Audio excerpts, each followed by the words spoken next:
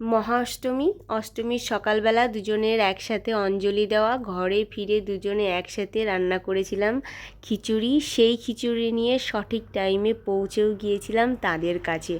নমস্কার, কেমন আছেন সবাই? বাংলাদেশি মেয়ে, ইন্ডিয়ান বউ, আমার নতুন আরেকটি দুর্গাপূজার ব্লগ ভিডিওতে সবাইকে স্বাগত।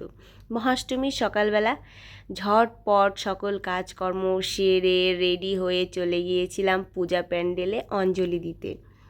অঞ্জলি দেওয়ার একটা টাইমও ছিল সকাল 9:30 থেকে সকাল 11:30 অবধি। পূজা প্যান্ডেল থেকে বলেও দেওয়া হয়েছিল এই টাইমের হেরফের হলে কিন্তু আর অঞ্জলি দিতে পারবে না। আর বছরে একটা দিন মহাষ্টমীর অঞ্জলি দিতে পারি আমরা সবাই, টাইম মতো দিতে পারলেই বেশ মনে শান্তি লাগে। তবে দুজনে মিলে একসাথে লাইনে দাঁড়িয়ে অঞ্জলি দিয়ে এসছিলাম। লাইন করে দিলে পরেও যেটা ভালো হয়েছে, কোনো হুটুপুটি হেরফের ছিল না। 25 থেকে 30 জন একসাথে করে বারে বারে অঞ্জলি দিয়েছি। ঘরে ফেরার সময় নিয়ে এসেছিলাম কচুরি খেয়ে রান্না বসিয়ে দিয়েছিলাম। সবজি খিচুড়ি, মুগ ডাল, চাল আর নানান রকম সবজি দিয়ে করব সবজি খিচুড়ি। রান্নাটা দুজনে মিলে একসাথে করেছিলাম।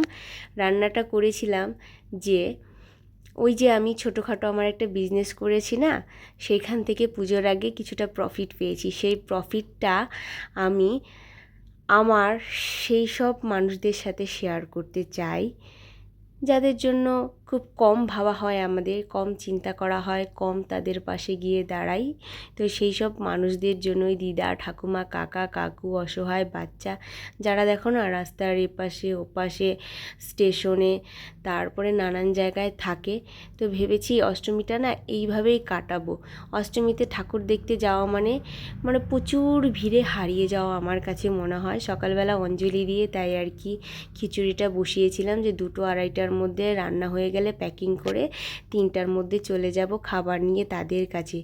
ঠাকুরের আশীর্বাদে আমার 2টোর মধ্যে রান্না হয়ে গেছিলো, 2:30টার মধ্যে সব কিছু প্যাকিং করে নিয়েছিলাম আর 3টার মধ্যে চলেও গিয়েছিলাম তাদের কাছে। তবে খিচুড়ির পরিমাণটা ছিল 25 থেকে 30 জন যেন দুপুরবেলা আর কি একটু পেট ভরে খেতে পারে এরকম। তবে মার কাছে আগে থেকেই শুনিয়ে নিয়েছিলাম কতটা কী পরিমাণে লাগবে। 2 কেজি চাল আর 1/2 কিলো ডাল আর সবজি নিয়েছিলাম অনেকটা পরিমাণে। ঠাকুরের কৃপায় কোনো খাবার আমার আর কি ফেলাও যায়নি বা কমও হয়নি, একদম ঠিকঠাকভাবে আমি সবার হাতে একটু করে অষ্টমীর দুপুরবেলায় খিচুড়ি আর কি পৌঁছে দিতে পেরেছি। ভোগের না হলেও আমার মন থেকে ভালোবেসে রান্না করা খিচুড়ি। তবে গিয়েছিলাম কোথায় কোথায় জানো? কেষ্টপুরে, বাগুইহাটিতে, উল্টোডাঙা, এই সব জায়গাতে। খুব ভালোবাসা পেয়েছি, ওনাদের আশীর্বাদ পেয়েছি, এইটুকুই আমি কামনা করি ওনাদের থেকে। জানো, অষ্টমীর এই দিনটাকে নিয়ে 15 থেকে 20 দিন আগে আমি ভেবে রেখেছিলাম যে ঠিক অষ্টমীটা এভাবেই কাটাবো। আর এভাবেই কাটাতে পেরেছি স্বয়ং সৃষ্টিকর্তার আশীর্বাদে। যখন আমি শাড়িগুলো বিক্রি করছিলাম বা প্রথম বিজনেস শুরু করেছিলাম, ভেবেছিলাম যে ঠাকুরের কৃপা যদি কোনো প্রফিট আসে সেটা আমি ওনাদের সাথে শেয়ার করে নেব।